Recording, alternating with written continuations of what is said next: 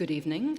I'm Karen Taylor. I am Program Director of the General Society of Mechanics and Tradesmen of the City of New York, and we're delighted you could be here this evening. A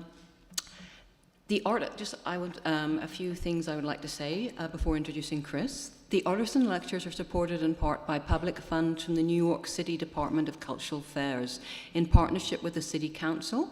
Generous support is also provided by the following sponsors: the McQuestion Companies, Peter Pinoy Architects, Ferguson Shamanian, and John B. Murray Architect. For those of you who, this might be your first visit to the General Society, and I wonder actually, how many people, is this your first visit to the General Society? Fantastic, welcome.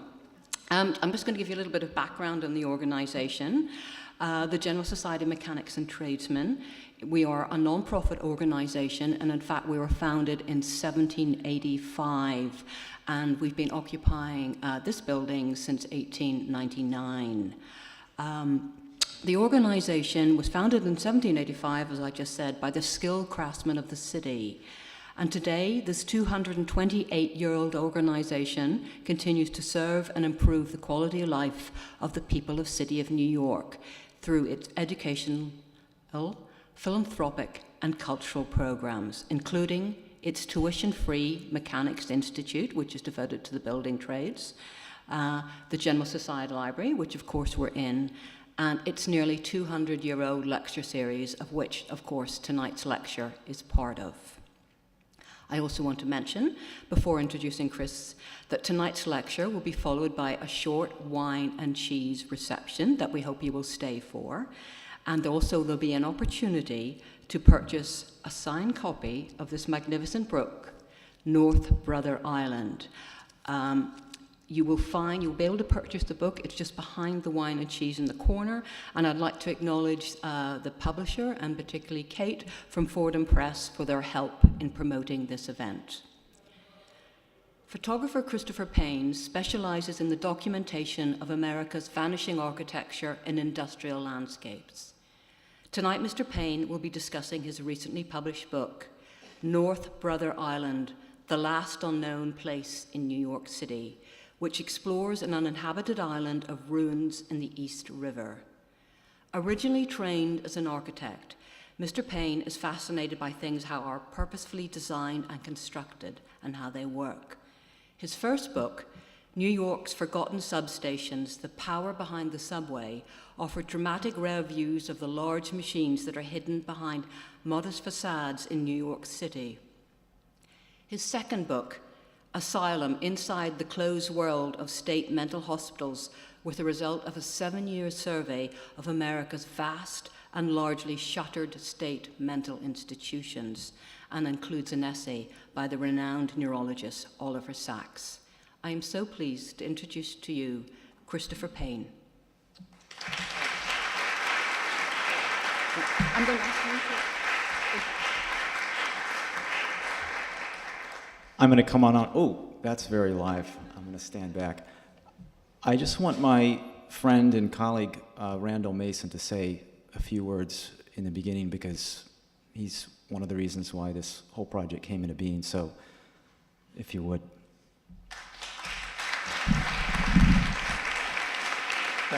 Thanks, Chris. You can hear us okay? My first line now is a total dud, because I was going to say I'm not Chris Payne. But I'm really happy to be here because of Chris Payne. I'm delighted to be back in this room, this room was the place, in one sense, where this project started for the both of us. But also just delighted that Chris involved me in this amazing project that has resulted in the beautiful book that you can see in the back. My name is Randy Mason, and I teach historic preservation at University of Pennsylvania.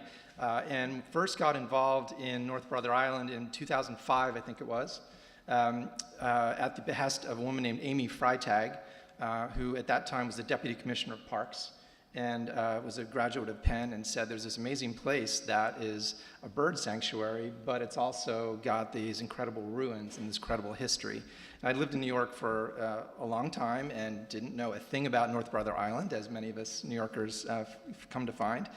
And at Amy's suggestion, we did a studio with graduate students to look at the history, evolution, and management of this amazing last unknown place, quote unquote, in New York City. So we studied its ecology, we studied its architecture, we studied how the city was managing it. It's really an extraordinary story. The report that we did got around and resulted in me being invited onto a panel here that I think was organized by the Historic Districts Council, 2006 or thereabouts. After which, this photographer named Christopher Payne came up afterward and said, "I've been there a bunch of times, I've been taking photographs, let's talk." So we talked, and it took a few years, but I think it was probably about 2011 or 12, where both of us were thinking about it and working on it in different ways, that we sat down in a coffee bar in Cobble Hill and said, yeah, let's do this. And Christopher had gotten all the photographs by then, or nearly so, and on the heels of his amazing Asylum book, which if you haven't seen, you should run out to get, I knew that this would be a fantastic and beautiful and sublime project, a great way to use the photographs in combination with the history and also Bob Sullivan's really wonderful introduction to open up a place that is closed to us. We can't go there. It's off limits, and it should be off limits, but we can certainly appreciate it and wonder about it from afar, so that the book gives us a chance to do that. So I was glad that over the last couple of years that Chris's efforts to make this into the book were fully realized. My very short essay on the history of the island owes a great deal to the research that my 10 graduate students did back in 2005. So, and they're rightfully acknowledged in the book, but I think the greatest acknowledgement and all the great credit goes to Chris, not only for his effort to actually realize the book, but for his vision and his ability to see these places that most of us look past or don't care to look at. And I won't give them away, but I know there are coming attractions and books lying ahead that will be just as eye-opening and just as masterful as North Brother Island. So I'm delighted to reintroduce Chris Payne, and thanks again, Chris, for involving me.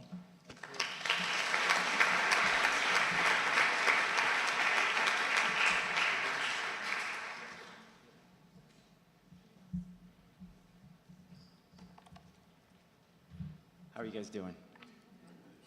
I'm really glad that you all are here. Oh, thanks. Better? There you go. Unfortunately, the most special person is not going to make it tonight. That's my mom, because she got stuck in the rain and her flight was canceled. So, but this is pretty good. I'm really glad to be here. So she'll just have to watch the YouTube video. Anyway, that's a cover of the book. Well, that's North Brother Island seen from South Brother Island. And North Brother Island is one of the most unexpected places. It is literally an uninhabited island of ruins in the middle of a city. It's a secret existing in plain sight. But for probably more than 80 years, it was a very ordinary place. It was used from the 1880s all the way up until its abandonment in 1963. And during that time, thousands of people called this place home. Geographically, I'm going to point North Brother out if you can't see it. It's right at the top there. It's situated sort of low in the water. It is surrounded by these swirling currents. The waters are very dangerous up there. And just to the west is the Bronx, and just to the sort of the southeast is Rikers Island and also LaGuardia Airport. And if you're in a plane flying out of LaGuardia, that is what you would see. There are about, I would say, maybe 20, 25 structures in various states of ruin throughout the island, and it's pretty much covered most of the year with this sort of vegetation. But if we were to, let's say, turn back the clock 100 years, we would see quite the opposite.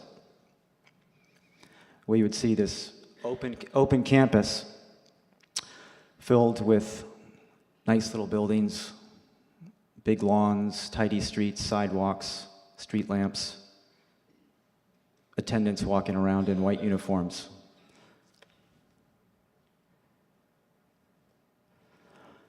Well, North Brother Island came into prominence in the late 19th century when there was this big threat, this fear of these contagious diseases, and this was due to a burgeoning population, and so these diseases would regularly make headlines, and so North Brother Island, like a lot of the other islands in the harbor, was perfectly suited to deal with these contagions. It was like a buffer, and so you have places like North Brother Island, you had Ellis Island, Governor's Island was for the Coast Guard, but you also had Hart Island, which is where the paupers were buried. And so, throughout most of its history, it was used as a quarantine hospital, pretty much from the 1880s up through the 1930s. And that's a shot of it pretty much 1937. You can see the Bronx in the background. This is an image of the very first hospital that was built. As you can see, back then, a quarantine hospital wasn't a hospital in the modern sense of the word. It was really just a big house where they would put people. This was later torn down, but other remnants of the original campus remain. Later on, more structures were added, like these concrete pavilions, which were used to house people of different diseases. And you can see what I love about these historic photographs is really how open this campus was. There was nothing on it. They had to bring everything there. They even took care of children there, children of the parents, children who had communicable diseases. This is one of the wards, probably in the 1920s.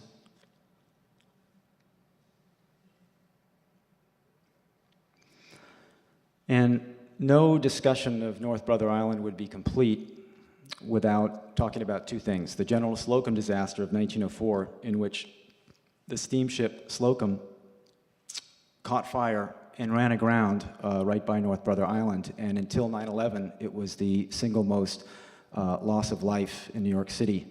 Over 1,000 people died, most of them German children and women. 250 of them were saved because of the people on the nurses and the patients who helped them on North Brother Island. Unfortunately, nothing really remains of this disaster. The other thing that is North Brother Island's claim to fame is Typhoid Mary, who many of you probably have heard of. And Typhoid Mary was the first known asymptomatic carrier of the pathogen related to typhoid fever. I think I got that right. And she was brought there in 1907, and then they actually released her. She went back to work as a cook, infected more people, was brought back to the island in 1915 and stayed there until her death in 1938. And what you're seeing here was her cottage. Like many of these older structures, these temporary wooden structures, the first hospital buildings, these no longer remain on the island. And as hard as I searched, once something's gone, it's just gone. Well, over the years, new buildings were added, taken away. Perhaps the most imposing structure ever built on North Island was the one at the top there, the long one, which was the tuberculosis pavilion. I think construction began in the late 1930s, and it was finished in 1943. And the ironic thing about it is that by the time it was finished, places like North Brother Island were sort of falling out of use. There wasn't this need to isolate people anymore, and the threat of tuberculosis had passed. So this building was never used for its function, and during World War II, it was the whole island was mothballed. This is a shot of that imposing sort of Art Deco-y structure. It looks quite similar to the buildings that are being demolished on Roosevelt Island to that hospital, with these big radiating wings. And then after the war, from 1946 to 1951, North Brother Island entered the most sort of utopian phase of its career. It was used as housing for returning veterans and their families.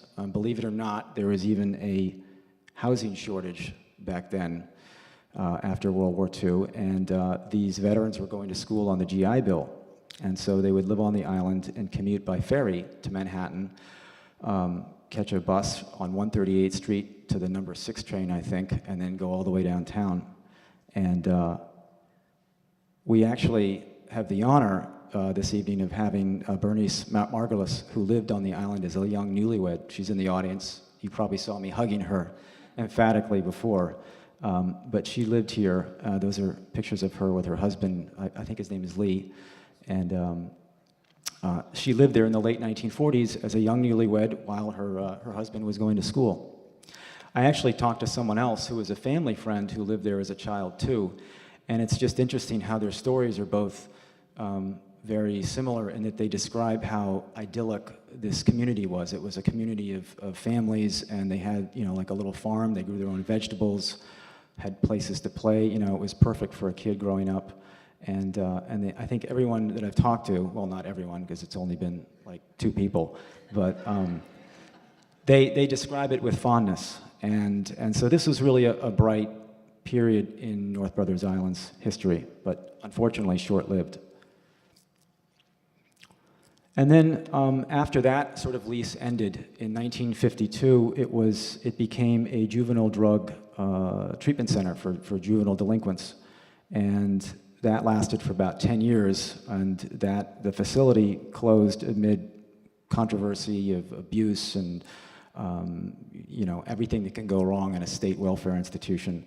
And so it closed down in 1963, and they literally just shut off the lights, turned off the power, and stopped the ferry, and that was it. And North Brother Island has not been inhabited for 50 years. This is a shot sometime in the 1950s with these kids going to school. But I think the snowy scene is kind of ominous and hints at the abandonment that will soon follow. And what's ironic about some of these historic photos that I found in my research, which informed what I was shooting, was how much pomp and circumstance there was back then when things opened. Now, this is just the ferry slip, and ferries would go back and forth from the Bronx to North Brother and then to Rikers Island, because Rikers Island didn't have a bridge. And you can see all these guys posing. And so that ferry there would have gone back to the Bronx in the background. And this is not obviously how I found it. It looked more like this. As Randy said, I started photographing there on and off in 2006. I was doing some work documenting the East River, looking at some of the previous industrial uses that were being phased out. And we saw North Brother Island one day from a boat. We couldn't get on because you needed a small boat, and of course, I just had to get on it. It reminded me, it was reminiscent of the work I was doing at the time on state mental hospitals. And so with persistence, I got approval from the Parks Department and eventually started photographing there in earnest from 2008 to 2013. And what you're seeing here is actually the Bronx side. This is the other side of that ferry slip. So this is where the ferries would have docked, and this still exists. But of course it's abandoned. And in the background, you can see North Brother Island.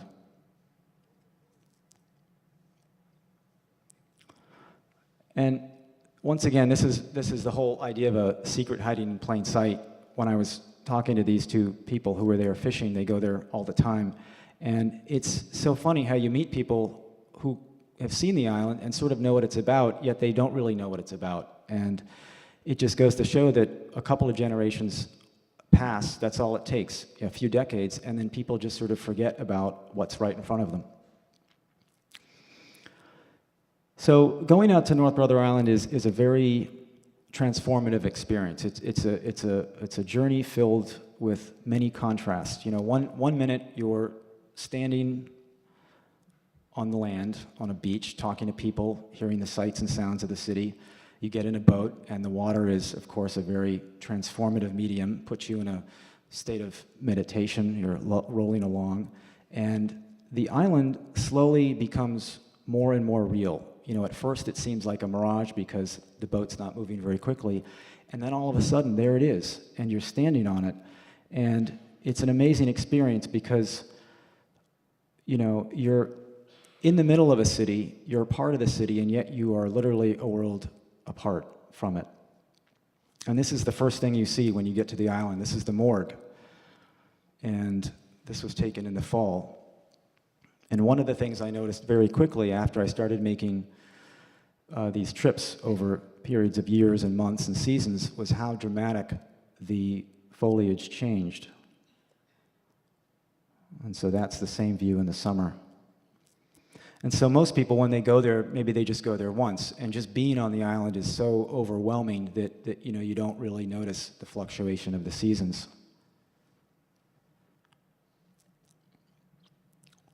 This is a view looking from that morgue to the coal house, and like any sort of large institution, North Brother Island once generated its own power. It was a city within a city. And this is the interior of that coal house with the floor completely covered now. This is the roof of the boiler plant. So the coal house fed the boiler plant, and the boiler plant roof isn't really much of a roof anymore. It's just covered in vines. And this is one of the original structures from the 1880s. And that's a view looking up through that roof now, up to one of the smokestacks.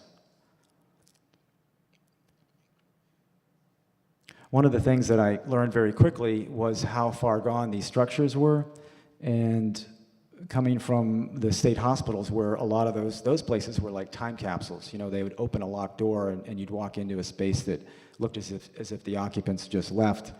Whereas with this, it was really hard to not only figure out what a space was used for sometimes, but really how long it had been abandoned. You know, something like this, just 50 years, but it could have been 100 or 200, you know, that's how it felt.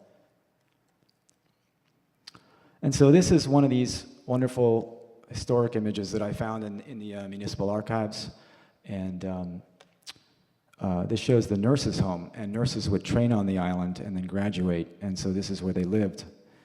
And you can see a tennis court in the foreground, and this neat lawn and these small trees, all of which now have grown up to be, you know, over 70 feet tall. And so that's a view looking down that street in front of the nurse's home. There's still some semblance that it's a street just because there's a path there, but you get an idea of sort of how far gone everything is. And this is a view of the side of that nurse's home, which you saw in the historic photo, with the vines literally eating the building.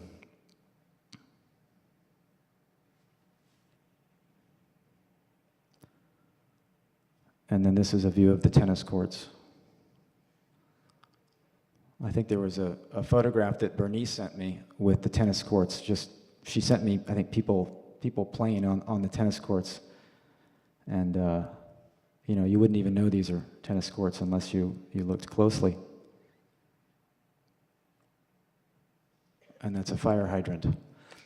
The thing that one forgets is that beneath you are streets and sidewalks, concrete. And you know, if you're not careful, you will bump into a curb. And you realize not only how quickly all of this has grown up, but how you know, how thin this substrate is. That it is a real forest, but it's a very tenuous forest. It's a very young forest. This is the tuberculosis pavilion in springtime, when it still looks great no matter when you see it. And a lot of times what I would do when I would go back, you know, I was always overwhelmed when I went there, But, you know, you learn the light, what the seasons are going to do. You figure out what paths are good, you know, where the poison ivy is, where it isn't. And there are certain shots that you always know are going to look good. This is where you want to take the shot. And so over time, the buildings became less interesting to me as I sort of became more enthralled with the rhythms of nature and how it just sort of constantly receded and pushed and pulled against the buildings. You know, sometimes swallowing them and then seemingly letting them go. And so this is the pavilion in spring. And this is it in winter. We were lucky to go out there one day just after a snowstorm. And, you know, shooting in the snow with muted light is one of the best things that can ever happen to a photographer. And as I've said to many people, you know, you have to be a real idiot to mess up a shot because everywhere you point the camera, it looks good. But here I set the camera up where I'd done before to sort of get the next in the series. And so that's the winter.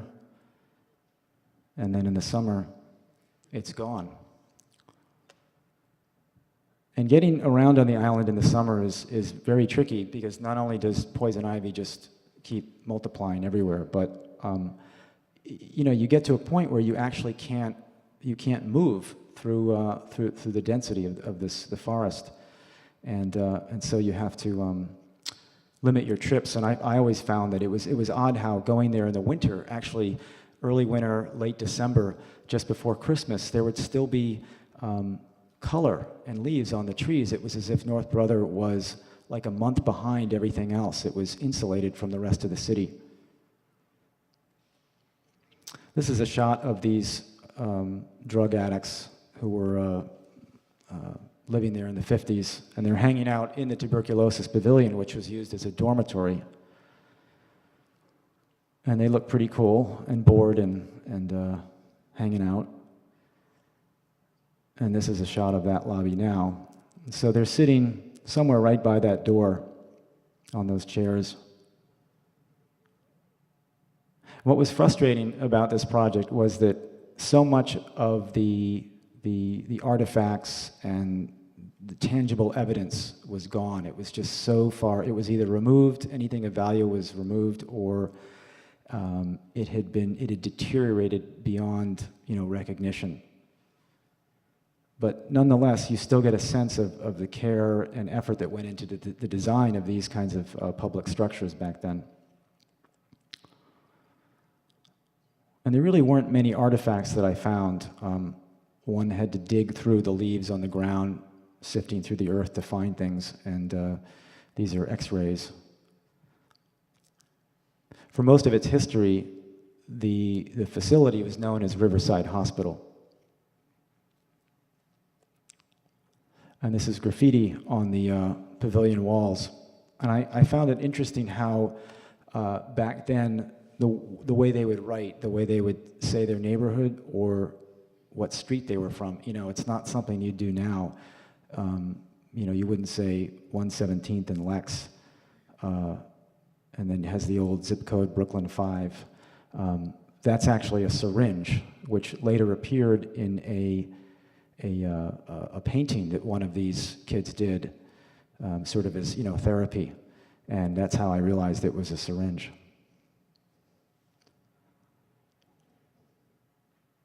This is one of the open dorms, which was, like I said, supposed to be used for tuberculosis, but it was later just used as a dormitory. Given my architectural background, it's interesting to see how structures back then were made using techniques and materials that are no longer fashionable or too expensive. And so you see as this building deteriorating how it's put together with these ceramic you know, units. This wouldn't be done anymore, and a hanging black iron for the plaster ceiling. Everything back then was very overbuilt. This is a balcony off of that same kind of dormitory with, you know, marvelous views of the city.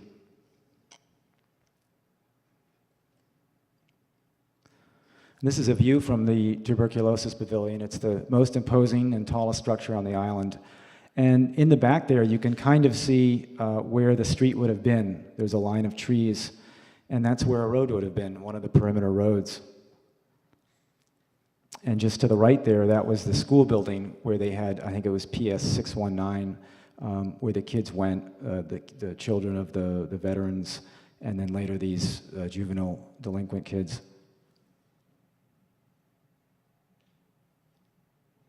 And that's that same view in summer. So you can see that when one goes to the island, it really affects your perception of what it is and what its potential is and what you can find in a day or a few hours. And the camera I used one of those big old 4x5 view cameras, so I had a lot of equipment, and depending on when I went, I would have to sort of pick and choose, pick my battle, like where am I going to hang out this day? Is it going to be in this building or that building? Because just getting around was difficult. And that's a view from the top of the pavilion looking back at the city. And even though a lot of the artifacts were gone, even though the traces of human activity and presence and habitation had long since washed away, there were still those moments, those views, either looking down a street or looking out a window or standing on top of a roof and looking back at the city, and you think about the people who lived there, and some were happy and some were not. Some were held there probably against their will, and you think that they saw the same view, and you wonder what they were thinking. And North Brother is one of those places where you're connected to the city, but you're totally isolated. And I remember one time I was in one of these buildings, and it's dark and it's kind of creepy, and I heard the Mr. Softy jingle, and it was just bizarre because it was as if the truck was right outside. And right now I live in an apartment, and that truck comes out every afternoon, and it drives me crazy because it's relentless. But it just made me realize that how much sound travels. So when these people were living on the island, they still had these oral and visual sensations, and yet they were pretty much confined there.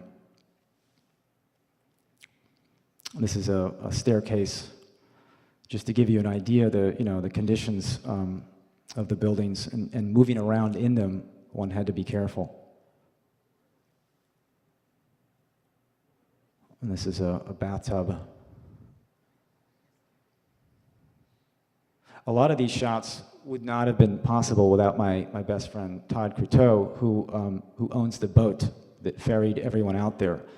And the deal that I struck with the Park Service was that I would go get to document the buildings and do what I needed to do in exchange for providing access. And so we would ferry the parks workers back and forth from this North Barretto Park in the Bronx. And sometimes Todd would get to hang out with me and lug my equipment around and clean off bricks from the toilet there while I stood safely in the doorway with my camera. Or he would get to ferry all these people back and forth for the day. And since he drove up from DC, this was quite a journey every time. So I'm very grateful. This is a bed. So there will be some spaces and rooms that have no floors and no ceilings, and then you go into another room and there's a few pieces of furniture left. And it looks like, kind of like they just left.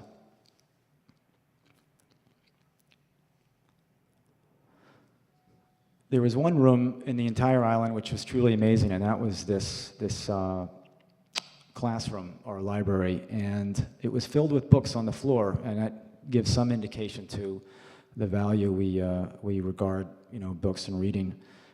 These are the only artifacts that were really left intact on the island, and to get a shot like this, most of these books are very colorful, but all the ones on top were gray and brown from years of being exposed to the weather. But digging through them, I found the colorful ones and tried to bring them back to life, so to speak. Here's an old phone book from the Bronx.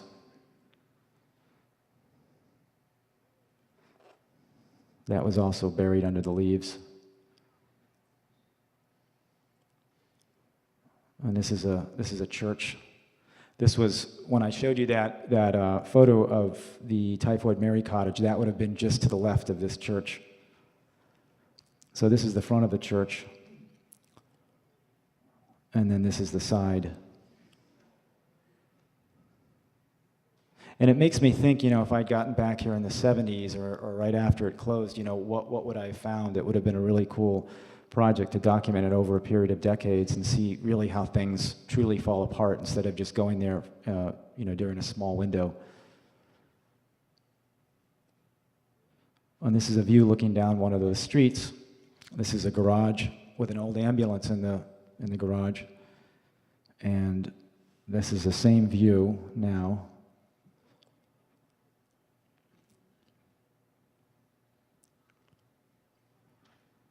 And like I said, when you go there without having done any research, you really wonder what you're looking at a lot of times. It's very archaeological.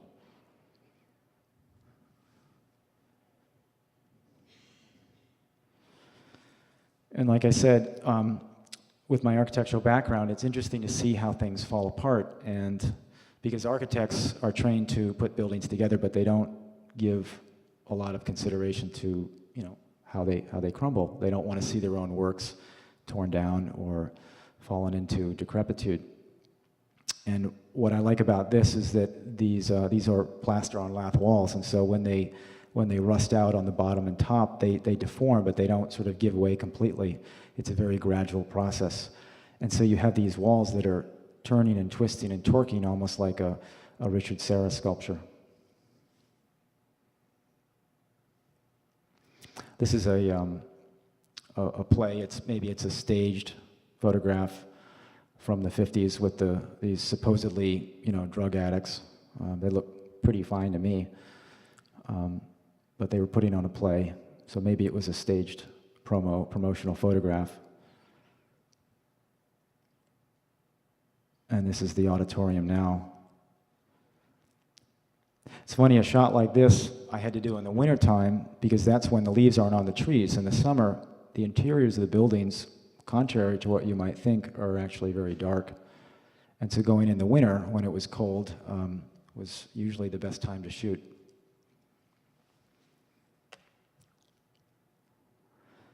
Towards the end of my project, I'd sort of had enough of taking pictures of buildings and plants and trees, none of which I knew anything about. And on all these trips, we'd be accompanied by these parks workers, members of the National Resources Group, and they are in charge of overseeing the island now. It is now a nature preserve owned and maintained by the City Parks Department, and hopefully it'll stay that way. And so these crews would go out there and do whatever remedial work they had to do.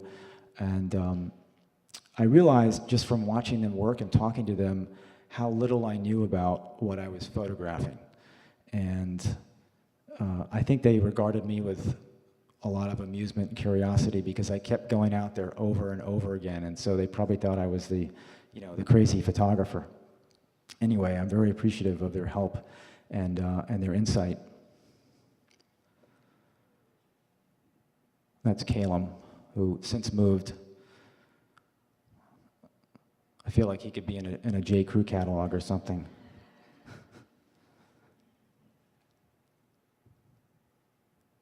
Towards the end of the project, we went right after Hurricane Sandy.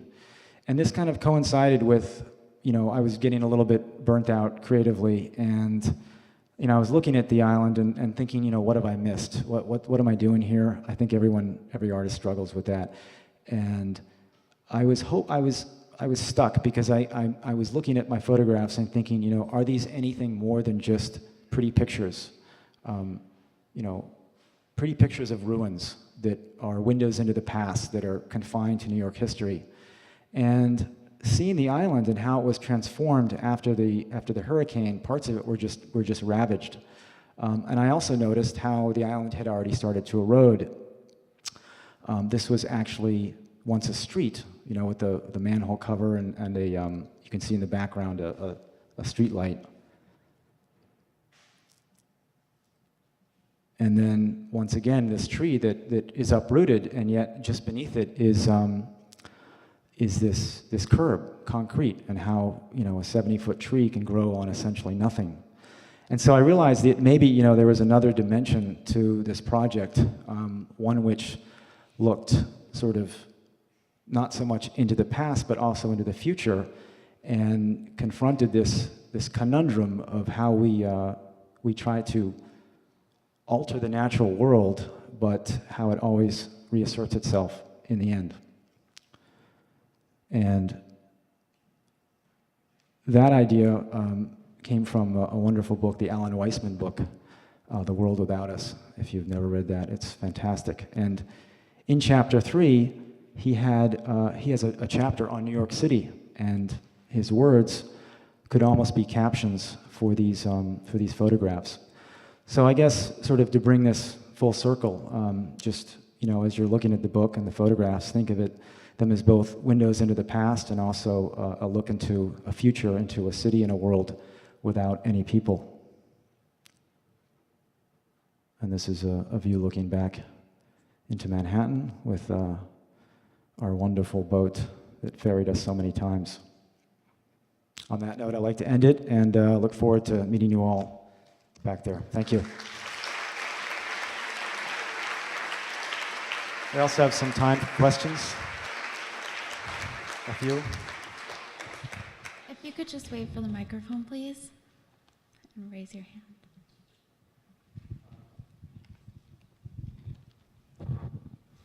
You speak of the ephemeral nature of these things. Generally speaking, as long as the roof is sound, the building beneath it is not going to begin decaying and crumbling.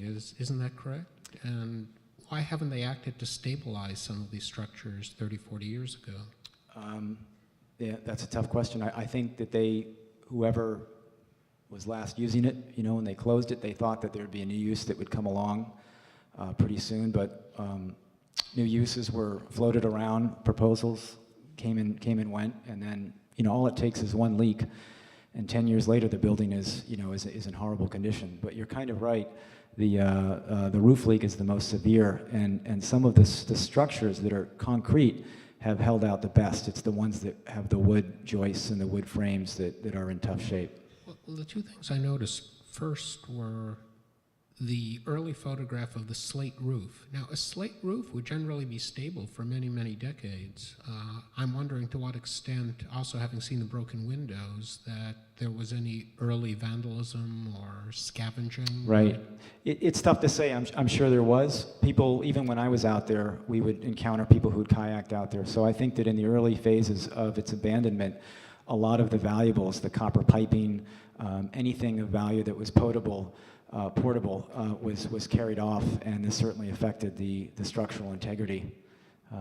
But it's just tough to say when all of that actually happened. I would love to have been there when that first crack or that first hole in the roof appeared, but now you can only wonder.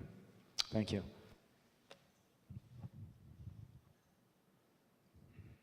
Yes, Jason. Good to see you. You too. Is the island open, available, like for visitors? I mean, if you can get there, is it still a parkland, or is it we get? It is still parkland. It's maintained by the National Resources Group and the Audubon Society, and it's currently not publicly accessible. And I wouldn't be able to comment on what its future is. But over the course of my visits, I was able to take people out there, other photographers, assistants, and we would also ferry out other people working with the Parks Department. It's just that everything had to go through them first. Thanks, man.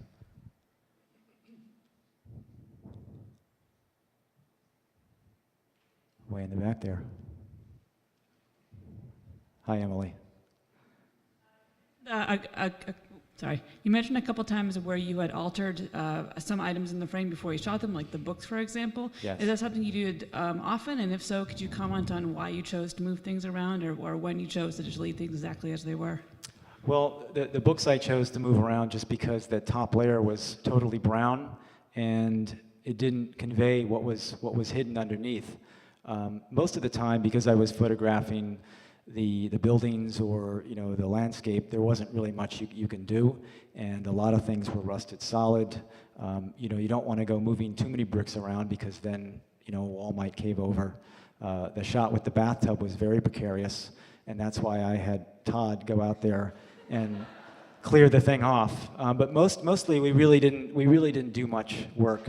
Maybe we might cut off a few vines here and there or a few plants just to get a clear view, but there wasn't much that could be done. Yes.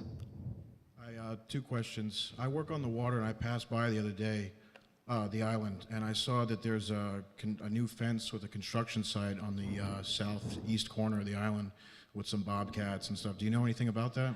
I don't know much, but I know that there are some parks people here, and they'd be happy to answer that question for you. I know there's some work going on there now. Yeah. In the building that has the theater, there's a side door that has bullet holes on it. Do you know any history about that? I have no idea. No idea. But I did take a picture of that. Yes, ma'am. Hi. I was curious. We saw the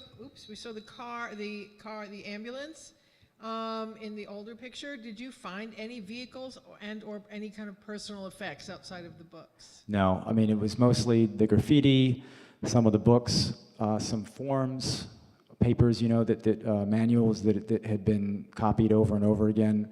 The effects of which you speak didn't exist on the island. I have a feeling that most of that stuff was removed, and then what wasn't removed, whatever was valuable and portable, was stolen very early on.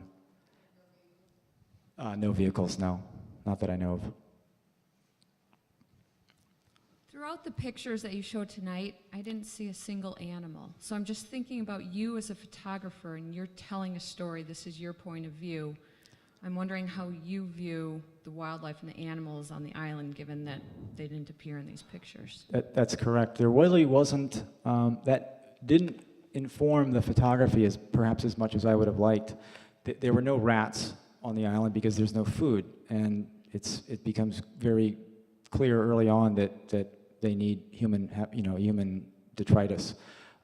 We weren't allowed there when the herons were nesting, the black-crowned night heron, and so, you know, to go traipsing around trying to find their nests seemed to be a little, counterintuitive or not the best thing to do. And certainly we weren't there when they were there. So the island does have it seems more serene than perhaps it is when people aren't there. Thank you. There's one right behind you. Hey, Chris. Hey, man. So your voice is really strong in these photographs, but in the show that you just gave us, there are a lot of voices in here. There are the architects who designed the buildings, the people who resided on the island, the people who were imprisoned on the island. There are the other photographers who took the pictures in the 19th century. I'm just curious, while you were there again and again, which were the strongest voices that you were sort of hearing in this silence? I think the ones that resonated the most were the ones from the juvenile drug treatment period, because like the graffiti that you'd see on the walls, those were the kids. I searched very hard to find traces of those earlier periods, and they just weren't there. You know, they were either buried or they were stripped away when the walls disintegrated. You know, the artifacts were gone. Fortunately, Bernice here has provided some snapshots and her words written down and told to me just provide some insight. But I guess part of the project was just trying to find traces of that, trying to recreate a whole from all of these fragments. But certainly that was one of the frustrating things, and that's probably why it took me so long, because I felt like I had to exhaust every kind of visual possibility. But at least finding those older photos allowed me a starting point, you know, a kind of datum from which to work to reconstruct some of those views. But that was about as far as I could get. Thanks. Yes, Bernice. At some point, some years ago, the city of New York tried to sell the island, and there was a big ad in the paper. I think I sent you a copy of Yes. the picture, that they were asking $1.1 million for it. And then there was talk about them putting casinos out on the island for legal gambling. Yeah. So it's really interesting. Nothing came of it, obviously. Right, right. Excellent. And, okay. That's it. If you have any questions, just let me know afterwards, and thank you all for coming. Great.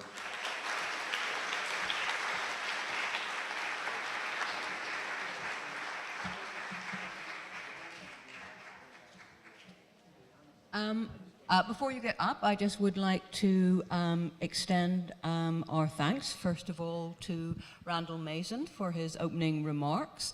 I'd really like to thank Christopher for his really fascinating talk and about an island that I personally knew nothing about, and it just really makes you think how quickly things deteriorate. And it looks like an absolutely beautiful book, and I want to remind you that the book is for sale, and also I will hope you will stay from Wine and Cheese, but we just want to make a little presentation to Chris. So, this is Victoria Dengle, Executive Director. Yes, and Christopher, on behalf of the General Society of Mechanics and Tradesmen, we present you with this certificate and thank you for your participation in our lecture series, and we wish your book great success. And what a great turnout. Thank you. Thank you. Thank you. And we have a little memento, and one more thing. We are so pleased to be able to give Chris honorary library membership. Thank you. Thank you for a wonderful lecture. Thank you for coming tonight. I want to mention, because this could be of interest to some of you, that we have a landmarks lecture on Tuesday on Beacon Theatre. So if you have any interest in that, please come back. In the meantime, please have some wine and cheese, and we'd be delighted if you purchase the book. Thank you.